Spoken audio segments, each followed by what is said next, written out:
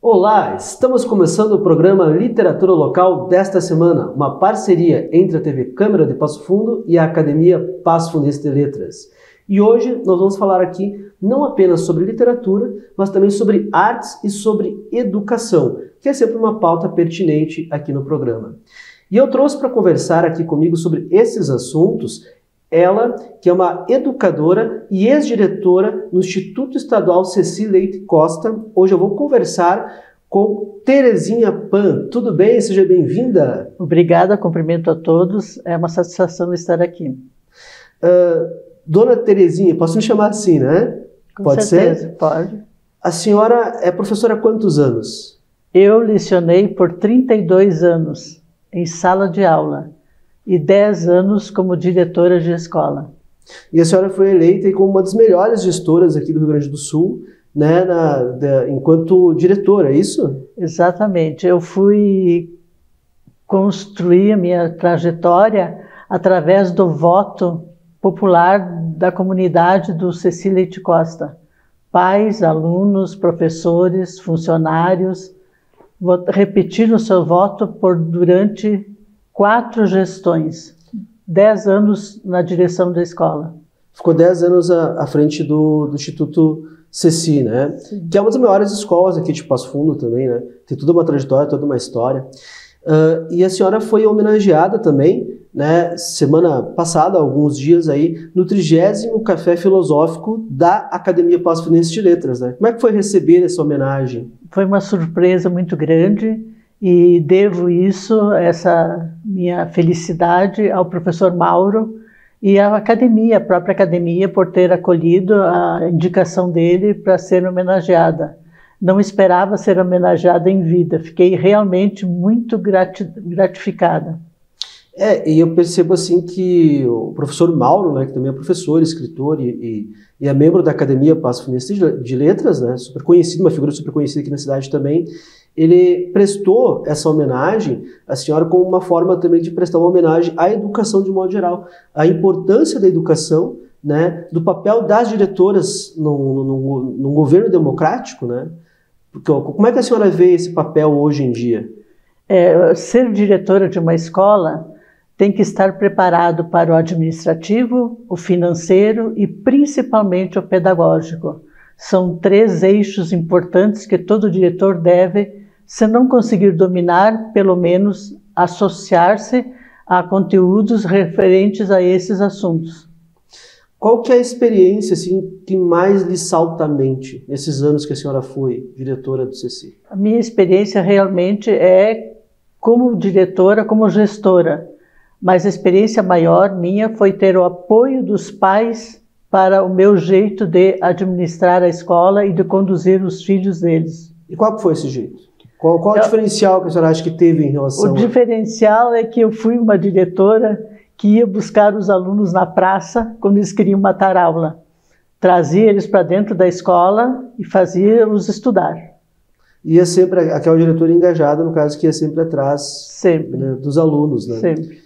Eu acho que essa é uma função bem importante para os gestores escolares, né? Esse engajamento. Né? Sem dúvida. O diretor ele tem que estar presente na escola. Eu não tinha outra atividade, eu não trabalhava em outro local.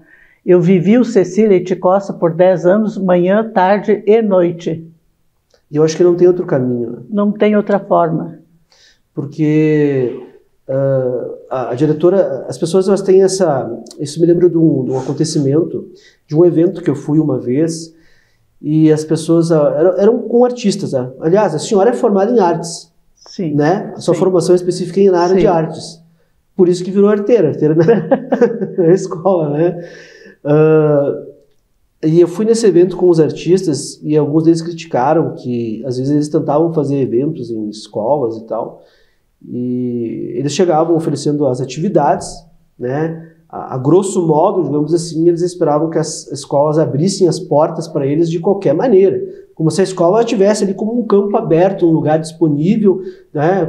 E aí eu fiz uma fala para eles assim, no sentido de que a escola, quando você pega uma escola grande, 700 alunos, por exemplo, né, que passam por uma escola, você tem toda uma engrenagem girando ali, e que as pessoas muitas vezes não percebem. Não sei se isso acontecia também, né? Correto. O meu diferencial no CECI, aliás, por ser professora de arte, eu tive várias bandas no CECI formado por alunos. Várias que eu digo, umas 6, 7 bandas. Tive grupo de teatro, tive grupo de dança, dança folclórica, dança de salão, dança moderna. Tive grupos de esportes, grupos de jogos de futsal, de campo, futebol de campo. Todas essas possibilidades da interdisciplinaridade foram proporcionadas aos alunos do CECI. E qual que o senhor acha que é a importância dessa interdisciplinaridade? Com certeza na formação da pessoa. Desenvolver, aliás, essas atividades formam o ser humano mais humano. E esse eu acho que é um dos principais objetivos da educação, né? Com certeza. Não só ofertar a matéria, mas a matéria seria o básico, né?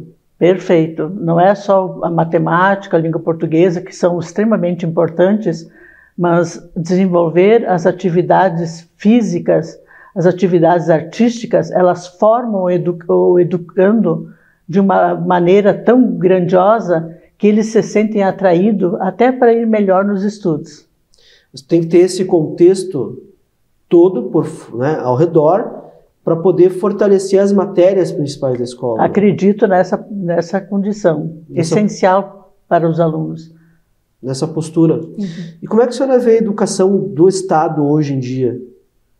Eu tenho acompanhado pouco a educação hoje, mas eu penso que um diretor de escola não deve ter o olhar apenas para o que lhes era ofertado pelo Estado.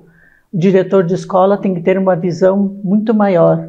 Por exemplo, hoje o que estamos fazendo no Brasil, eu e minha equipe e os professores do CECI fizemos lá em 2000. Ou seja, ofertamos aos alunos catálogos. Eu não me conformo e nunca me conformarei com uma escola que tem um único currículo, que não oferece a possibilidade do aluno escolher. Por exemplo, se você tem aptidão para a língua portuguesa, para desenvolver a comunicação, ser um apresentador de TV ou de rádio, de jornalista, ele tem que escolher conteúdos, um catálogo, um currículo, que o peso maior do componente curricular esteja nessa área. Se ele quer ser um engenheiro, ele tem que escolher um catálogo, um currículo, que o peso maior esteja nas áreas exatas, nos componentes curriculares das áreas exatas. Se ele não quer ser nada disso, ele quer ir para o comércio, ele quer viver a vida dele, quer ser um vendedor, ele tem que ter um currículo baseado mais nas áreas humanas. Essa foi a visão. Nós implantamos no CECI os catálogos. Então o aluno chegava no CECI, estudava um currículo comum no primeiro ano, já preparando-se para o segundo e terceiro ano, que ele teria que escolher outro catálogo. Foi, assim, uma experiência incrível, que hoje estão fazendo no Brasil como se fosse uma novidade. Para mim não foi novidade. E devo isso aos professores, aos funcionários, aos próprios alunos e aos pais que aceitaram essa proposta, porque uma proposta não é feita da cabeça de uma diretora. Ela tem que ser passada pelo conselho escolar, pelo CPM, pela reunião de pais e ter aprovação. E eu tive todas essas aprovações, graças a Deus.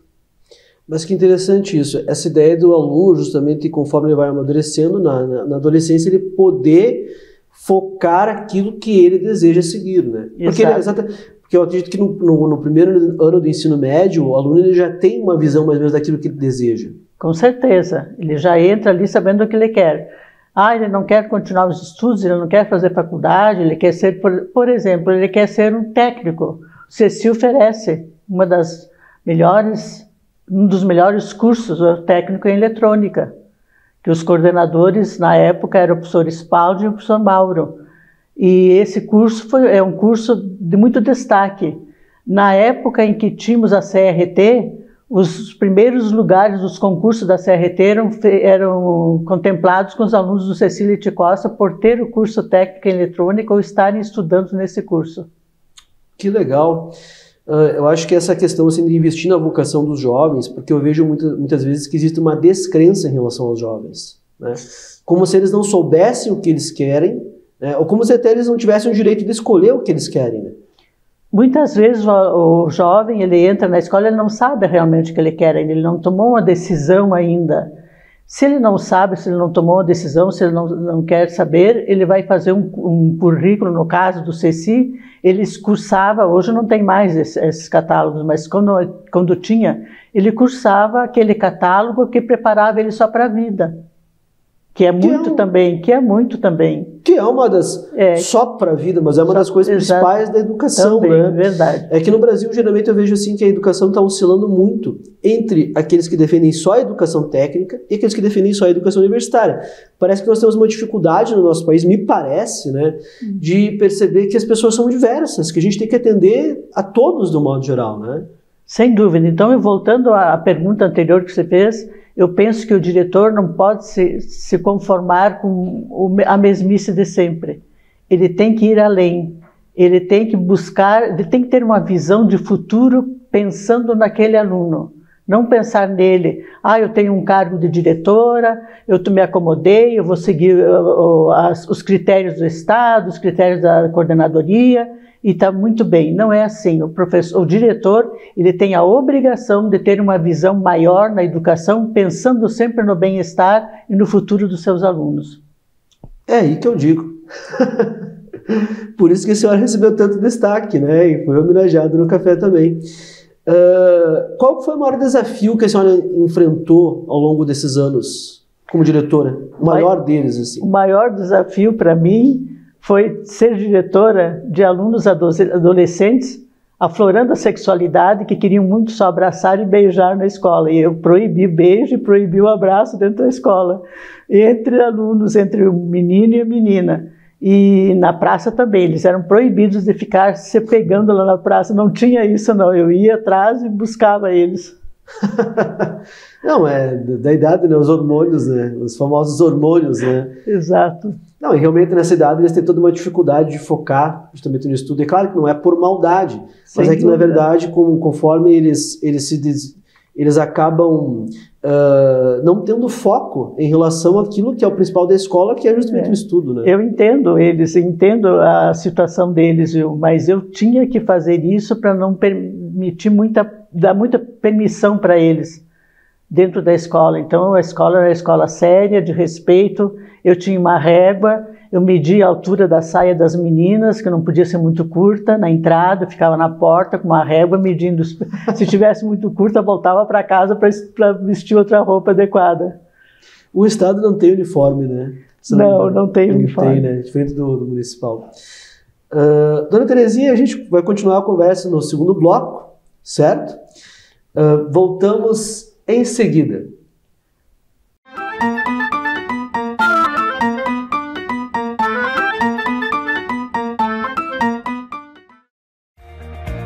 O que é importante para você é importante para a Câmara. A Câmara de Vereadores tem compromisso com a comunidade e transparência na gestão. Por isso, debater as necessidades da comunidade faz o trabalho do Legislativo ter muito mais resultados para você. Com participação, as mudanças acontecem e os investimentos geram mais desenvolvimento e garantem um futuro melhor para a nossa cidade. Câmara de Vereadores de Passo Fundo, a casa dos grandes debates.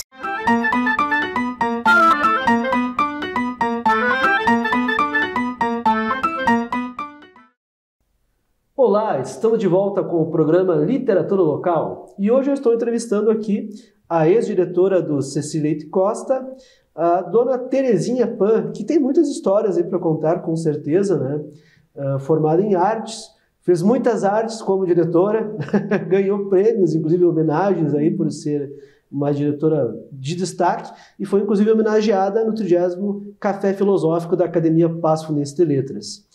Agora, falando em histórias, né, já que é um programa de literatura, e a gente sabe que a vida escolar dá muito pano, né, para histórias realmente, né, que muitas poderiam ser escritas, inclusive.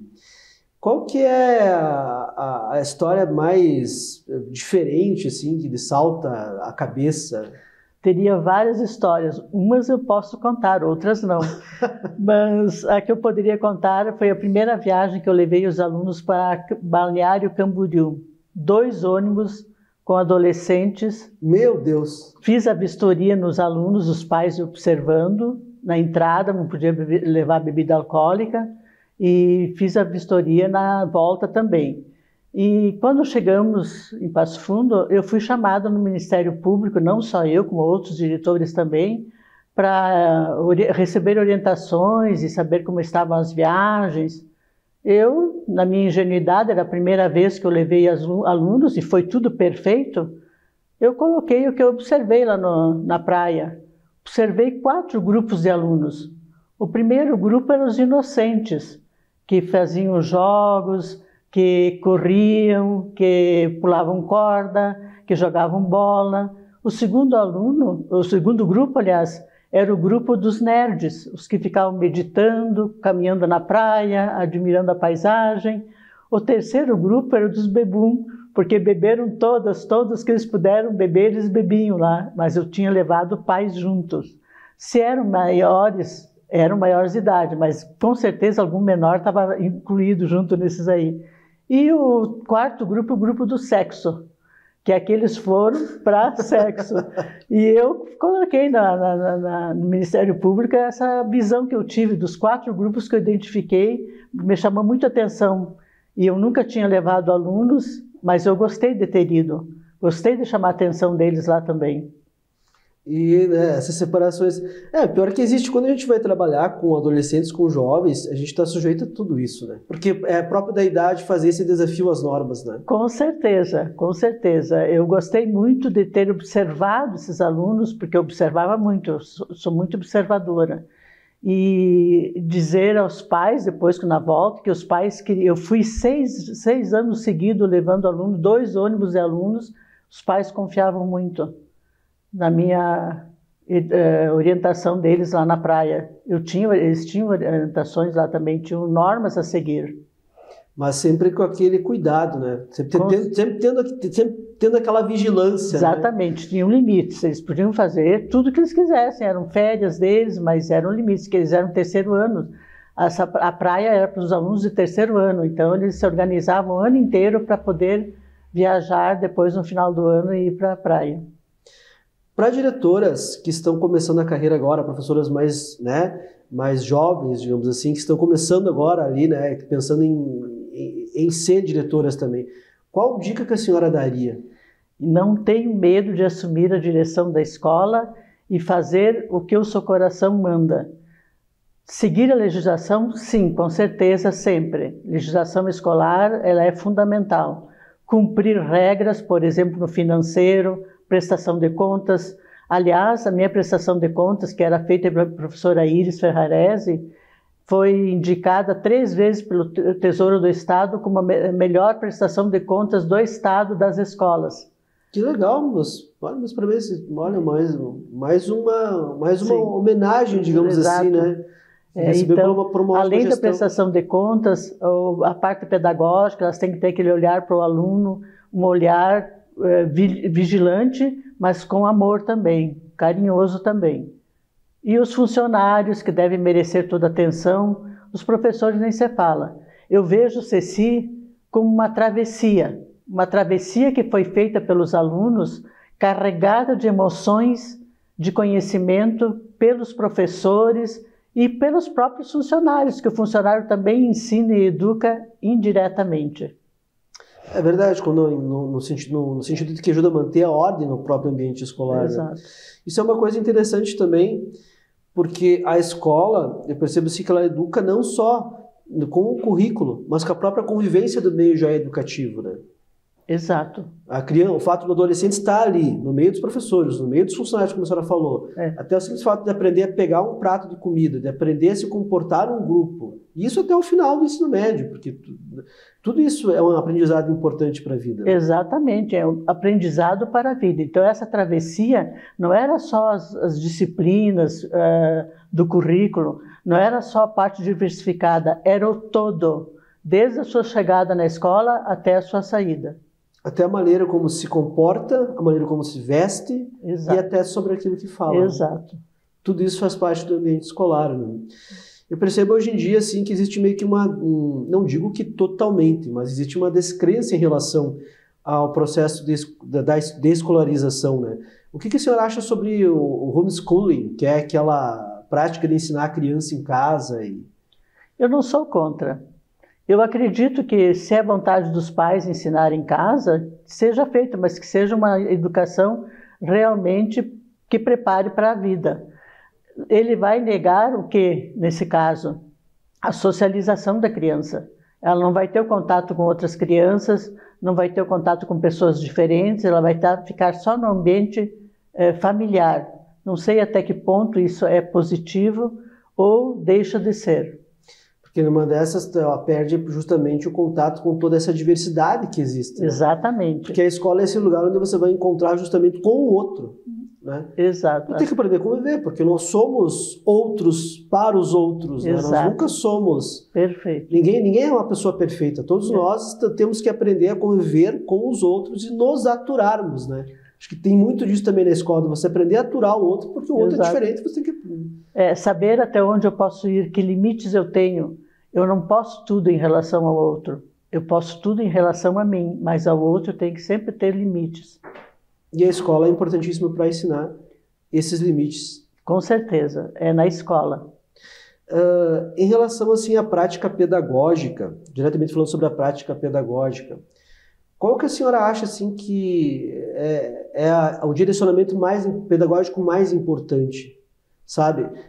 Do currículo, é o português, é ter essas matérias diversificadas, esse catálogo que a senhora mencionou antes, qual que a senhora acha que é o ponto mais importante nessa orientação pedagógica que a escola deve ter? O ponto mais importante que a escola deve ter é saber proporcionar ao aluno aquilo que ele deseja, aquilo que ele quer. Ou seja, se ele está focado em fazer letras, em fazer literatura, ele tem que ser direcionado para esse catálogo, para esse currículo que proporciona essa condição dele continuar seus estudos, continuar sua formação. Se ele quer fazer ciências exatas, ele tem que ser proporcionado a ele o catálogo das ciências exatas e assim por diante. A escola deve proporcionar ao aluno, deve ofertar ao aluno essas condições, senão ela se torna a mesmíssima coisa de sempre. Ou seja, entra todo mundo num catálogo único, num currículo único e sai daquele currículo sem ter condições de proporcionar mais nada ao seu aluno. Além disso, a parte diversificada ela é extremamente importante, o esporte, as artes, o teatro, a música. Pois é, e veja que muitas vezes essa ideia ela vai na contramão de boa parte da educação de hoje em dia, que a gente bota muita ênfase, me parece, assim, no português e na matemática, né? E esquece, não que o português e a matemática não sejam importantes, é o básico. Mas às vezes a impressão que eu tenho, eu agora, enquanto sujeito que está na escola atual, eu percebo muito assim que se bota muita ênfase no português e na matemática, não se dá tanta atenção necessária que se deveria para isso. Ao mesmo tempo, a escola vai ter uma dificuldade, às vezes, de proporcionar essa diversidade, esse catálogo que a senhora fala, né? Exato. A escola, às vezes, ela não consegue, a escola de hoje, muitas vezes, oferecer isso. Quer dizer, parece que não está nem de um lado e não está nem do outro. Exato. E outro detalhe, na época dos 10 anos que eu fui diretora, não tinha uma parede riscada no CECI, não tinha riscado as classes de jeito nenhum. Quando eu entrei, tinha esse hábito, os alunos riscavam nas classes, faziam contas, escreviam poesia em cima da classe, estragavam as classes, na verdade. O que eu pensei?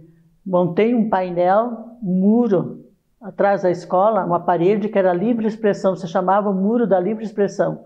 Lá eles xingavam a diretora, eles escreviam o que eles queriam. Podia xingar a diretora? Podia xingar a diretora, podia, por exemplo, mandar recado para as namoradas, podia escrever recadinhos para os professores, enfim, era livre expressão, era um muro enorme, alto, que eles escreviam, e não tinha classe riscada no CECI, não tinha parede dentro da escola, não tinha um risco nas paredes, nem dentro da sala, nem nos corredores, e nem fora, nas paredes fora. Era lá na livre expressão que eles tinham essa possibilidade de extravasar tudo que eles quisessem escrever.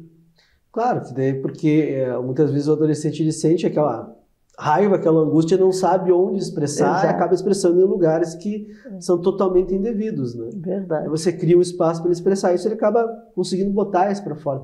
Porque também não é... Eu sempre digo assim, para mim, pelo menos, não sei se a senhora concorda com a experiência que a senhora tem de diretora, mas eu acho que a adolescência é justamente a fase mais complicada da vida. Com certeza.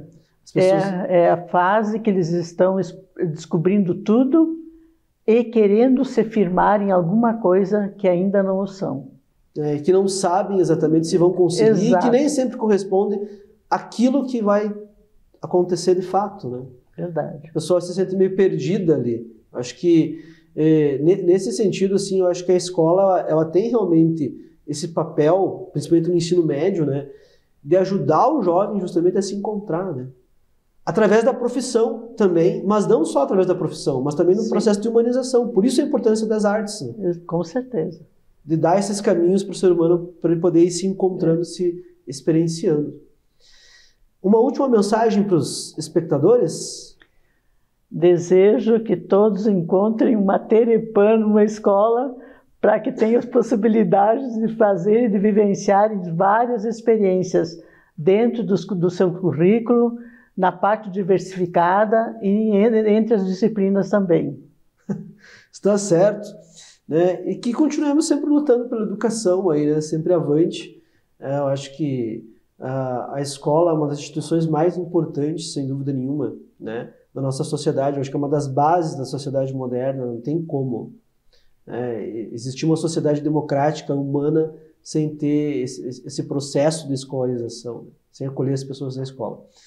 Muito obrigado pela sua participação, muito obrigado a você que nos acompanhou até aqui, e até o próximo programa.